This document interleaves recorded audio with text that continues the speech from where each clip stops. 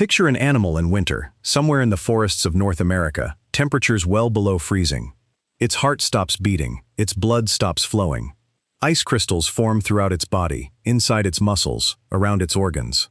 By every measure we normally use, it is dead. No heartbeat, no breathing, no brain activity.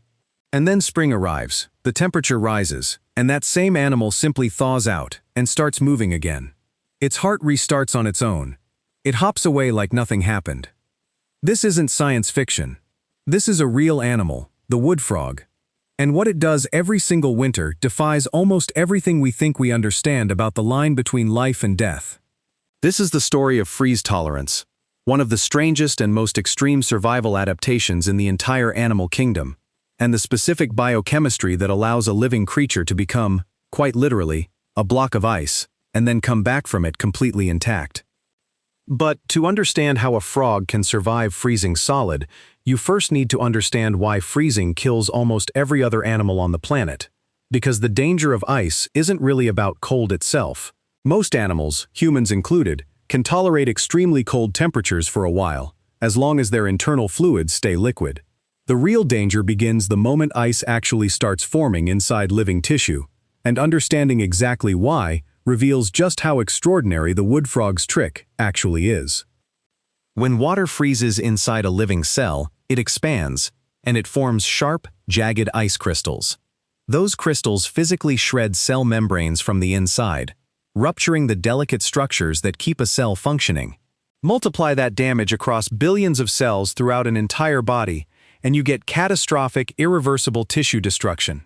This is why frostbite is so damaging to human tissue, and why organ transplant science has struggled for decades with the challenge of freezing tissue for storage without destroying it in the process. Ice, at the cellular level, is not simply cold. It's a physical weapon, shredding the machinery of life from the inside. There's a second danger, layered on top of that. One that's arguably even more immediately lethal than the ice crystals themselves. As ice forms inside the body, it forms almost exclusively from pure water, which means the concentration of everything else, salts, proteins, dissolved substances, in the remaining unfrozen fluid, keeps rising as more and more water gets locked away as ice. This creates severe dehydration at the cellular level, even while the body is technically full of frozen water, along with dangerous concentration shifts that disrupt the basic chemistry every cell depends on to function. For almost every vertebrate on Earth, either the physical shredding from ice crystals or this chemical concentration crisis is enough to cause fatal, irreversible cellular damage within a very short window. So how does the wood frog avoid both of these problems entirely, freezing solid without a shred of the internal damage that would kill virtually anything else? The answer starts with something that sounds almost paradoxical. The wood frog doesn't fight freezing. It actively encourages it, in a very specific, controlled way. When temperatures drop toward freezing, ice-nucleating proteins in the frog's skin and blood deliberately trigger ice formation to begin on the outside of cells, in the spaces between them, rather than allowing uncontrolled, random freezing to occur inside the cells themselves, where the real damage would happen. This is a critical distinction. Ice forming in the fluid outside cells is manageable. Ice forming inside cells is catastrophic. By controlling exactly where freezing begins and how it spreads, the wood frog essentially chooses to sacrifice the water outside its cells to ice formation, while protecting the water inside each individual cell from ever crystallizing at all. But controlling where ice forms solves only part of the problem. The frog still needs to prevent the dehydration and dangerous concentration shifts that would otherwise destroy its cells as water gets pulled out into the forming ice. This is where the second half of the mechanism comes in, and it's arguably even more remarkable than the first. In the days and hours before a hard freeze, the wood frog's liver begins flooding its bloodstream with massive quantities of glucose, essentially blood sugar, at concentrations that would be dangerously, even fatally, high in almost any other animal on the planet. Researchers have measured glucose levels in freezing wood frogs, spiking to levels roughly 100 times higher than normal, concentrations that in a human would trigger severe diabetic crisis. But in the wood frog, this glucose surge serves an entirely different, deliberate purpose. It acts as a natural cryoprotectant, a biological antifreeze, flooding into the fluid inside cells and dramatically lowering the freezing point of that internal fluid, while simultaneously helping to hold on to water inside the cell that would otherwise be drawn out into the forming ice outside. This glucose flood also helps solve the concentration crisis directly. Because the fluid inside each cell now contains such an elevated concentration of glucose, the osmotic pressure difference between the inside and outside of the cell is dramatically reduced, meaning far less water gets pulled out of the cell as ice forms in the surrounding tissue. The cell essentially matches the outside environment's concentration crisis with its own internally engineered one, neutralizing what would otherwise be a fatal imbalance. The scale of what actually happens to a wood frog during a full freeze is staggering. Studies tracking frozen wood frogs have found that up to 65 to 70% of the total water in the frog's body can turn to ice. The heart stops beating entirely. Blood flow ceases completely. Breathing stops. By every clinical measure used to define death in a human being, cardiac arrest, cessation of breathing, absence of measurable brain activity, a frozen wood frog meets every criterion. And it stays in this state, sometimes for weeks at a time during a harsh winter, with internal body temperatures dropping to as low as -6 to -8 degrees Celsius. Then, as temperatures rise in spring, the process reverses. Thawing begins from the outside in, and remarkably, the heart is typically among the very first organs to resume function, often beginning to beat again while significant portions of the frog's body are still partially frozen. Researchers studying this recovery have described the restarting heart as initially irregular, arrhythmic, gradually settling into a normal rhythm as thawing completes, and normal blood chemistry is restored throughout the body. Within a matter of hours, a frog that was, by any reasonable definition, clinically dead just hours earlier, is fully mobile again, resuming completely normal behavior. This raises a genuinely fascinating scientific question that researchers are still actively working to answer, and it has implications reaching far beyond frogs. If a wood frog's cells can survive being deprived of oxygen and blood flow entirely for days or weeks at extremely low temperatures, without the catastrophic tissue damage that would kill human cells within minutes of oxygen deprivation, what exactly is different about how frog cells manage that stress at the molecular level, and could any of it ever be applied to human medicine? This isn't an idle question.